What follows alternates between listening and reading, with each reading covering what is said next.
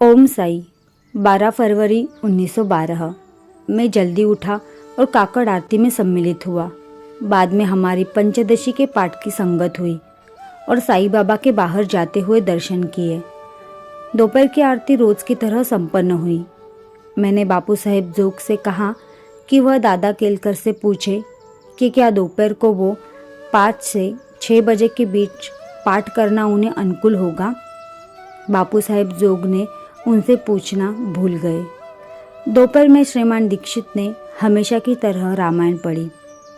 जब मैं सीढ़ियाँ उतर रहा था उस समय शिवानंद शास्त्री ने, जो अभी भी यहाँ है, मेरा ध्यान एक व्यक्ति की ओर आकर्षित किया जो यहाँ आया है और वह एक उन्मादी की तरह व्यवहार कर रहा था। उसने अपने हाथ और पैर हिलाए, इधर उधर देखा और हम पर जूते फेंके। मैंने श्रीमान दीक्षित को बुलाया। एक बार तो हमने सोचा कि उसने मदिरा सेवन किया हुआ है, पर बाद में ऐसा लगा कि वह सिर्फ केवल महत्व पाने के लिए धार्मिक उन्मादी होने का दिखावा कर रहा था। मैंने उसे साईं बाबा के पास ले गया। उन्होंने उसे बाहर निकालने का आदेश दे दिया। कोपरगांव के मामलतदार के पिता श्रीमान साने आज आए और कुछ देर हमारे साथ बैठकर बात की। वह एक बहुत भले पुरानी किस्म के सज्जन व्यक्ति है और उन्होंने कहा कि उन्होंने मुझे पहले 1908 के प्रांतीय सम्मेलन में धुलिया में देखा था। वाड़ा आरती के बाद भीष्म के भजन हुए। मैं यहाँ बताना चाहता हूँ कि दोपहर की आरती के बाद मैंने 2 लोगों को नाश्ते पर बुलाया। उनमें से एक पावेल से और दूसरे धरणाजारी से थे। वे दोनों धर्म प्रवृत्त और दीन थे। रात को पुराण से पूर्व हम एक स्थानीय स्कूल के शिक्षक की पुत्री के विवाह के संबंध में सीमित पूजन में गए। फिर दीक्षित की रामायण हुई। 13 फरवरी 1912। मुझे प्रातः उठने में बहुत देर हुई। परिणाम स्वरूप मेरे सारे कार्यक्रम स्वाभाविक रूप से आगे टल गए। प्रार्थना के बाद मैंने उपासनी बापू साहेब जोग और श्रीमती लक्ष्मीबाई ने पंचदशी की संगत की और द्वितीय अध्याय पूर्ण किया। फिर हमने साईं साहेब के बाहर जाते हुए दर्शन किए और एक स्थानीय विद्यालय के शिक्षक की पुत्री के विवाह में गए। उसका घर छोटा है और यहाँ के लोगों ने उसे मंडप लगाने देने की सुविधा नहीं दी, अतः हम चावड़ी में फकीर बाबा के साथ चिलिम पीते हुए बैठे। वह बहुत प्रसन्न थे। विवाह उस समय से बहुत देर बाद संपन्न हुआ, जितना कि हमने सोचा था। उसके बाद हम मस्जिद में गए। साईं साहेब आनंदित भाव में थे और दोपहर की आरती रोजाना की तरह पूर्ण हुई। उसके पश्चात हम लौटे और दोपहर के भोजन किया। मेरी पत्नी, भीष्म और बंधु ने एकादशी का व्रत रखा था। मैं कुछ देर लेट गया और फिर बैठकर पढ़ने लगा।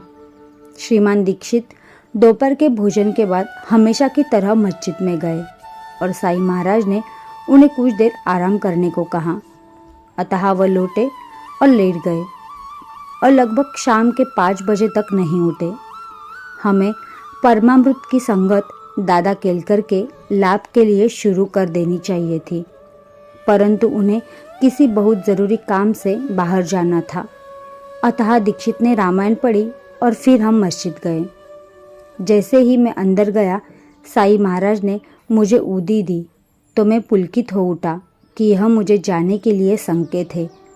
इस पर वे बोले, तुम्हें जाने के लिए कौन कहता है, बैठ जाओ। इसके बाद वे आनंदित होकर बात करने बैठे कि जो गाय अभी दीक्षित के पास है वे मूल स्वरूप से मालसापति की थी। फिर वह औरंगाबाद गई, फिर जालना और अब श्री दीक्षित की संपत्ति कर लौट आई है। भगवान जाने यह किसकी संपत्ति है। मेरी तरफ देखते हुए कहा, ऐसा कोई भी नहीं है जिसका ईश्वर पर विश्वास हो और उसे किसी चीज़ की कमी हो। मेरी पत्नी और अन्य लोग वहाँ थे। हम सब ने शाम को सैर पर उनके दर्शन किए, फिर वाड़ा आरती में और बाद में सेज आरती। रात को भीष्म ने भजन किए और श्री दीक्षित ने रामायण पढ़ी।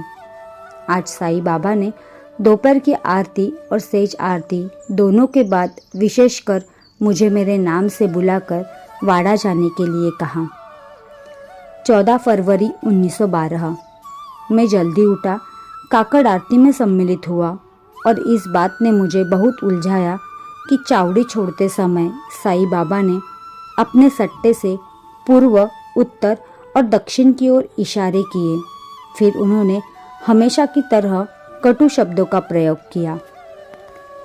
हम हमेशा की तरह अपनी पंचदशी की पाठ की संगत में सम्मिलित हुए। साईं बाबा के बाहर जाते हुए दर्शन किए और हमेशा की तरह बाद में मस्जिद गए। साईं बाबा ने 2 कहानियां सुनाई। उनमें से एक इस तरह थी कि एक यात्री था जिसे प्रातः एक दुष्ट आत्मा ने टोका। यात्री ने इसे एक बुरा शगुन समझा, किंतु आगे चलने पर उसे 2 कुएं मिले जिनके ठंडे पानी से उसकी प्यास बुझाई। जब उसे भूख लगी तब उसे एक किसान मिला जिसने अपनी पत्नी के परामर्श पर उसे खाना दिया। जब उसने पके हुए मक्के के खेत को देखा तो उसे हरदा खाने की इच्छा जाहिर की। खेत के मालिक ने उसे वह दिया। अतः यात्री खुश हुआ और खुशी से धूम्रपान करता हुआ आगे बढ़ गया। जिस जंगल में से वह जा रहा था उसे एक बाघ मिला। उसकी हिम्मत ने जवाब दे दिया और उसने खुद को एक गुफा में छिपा लिया। बाघ बहुत विशालकाय था और उसे ढूंढ रहा था। उसी समय साईं बाबा का वहाँ से गुजरना हुआ।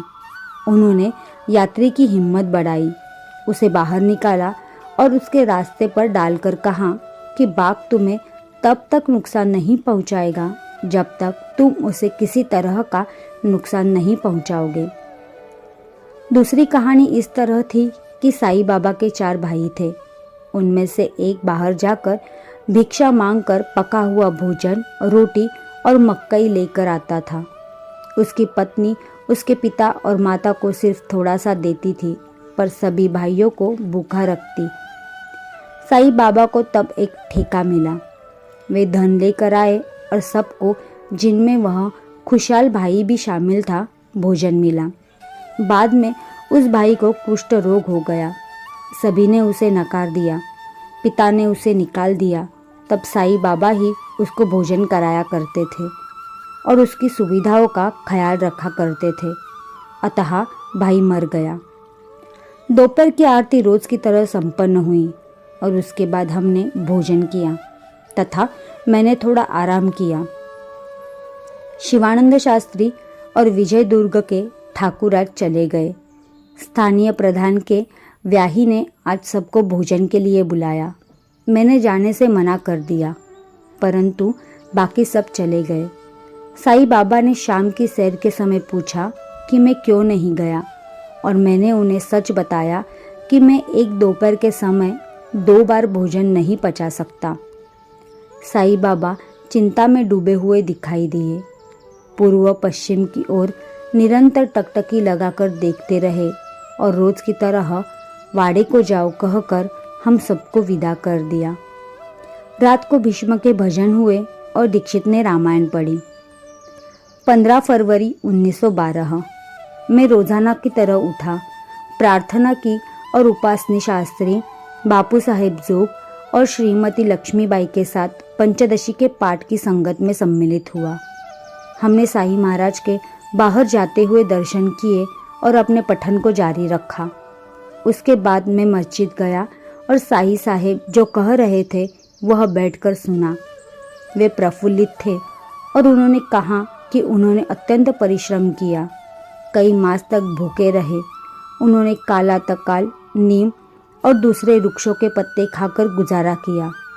उन्होंने कहा कि ईश्वर उन पर दयालु था कि बावजूद इसके कि उनकी चमड़ी सूख गई, हड्डियां ऐसे लगने लगी मानो टूटकर बिखर जाएगी, परंतु उनकी जान नहीं गई। दोपहर की आरती हमेशा की तरह संपन्न हुई और उसके बाद हम भोजन के लिए लौटे। मेरी पत्नी और अन्य लोग शिवरात्रि के लिए कल कोपरगांव जाना चाहते हैं। साईं साहेब को लगा कि ये ज़रूरी नहीं है, पर उन लोगों ने जोर दिया और एक प्रकार से उन्हें जाने की अनुमति मिल गई। आज दोपहर के पुराण के बाद हमने दादा केलकर के हितलाभ के लिए परमामृत के पठन की संगत की।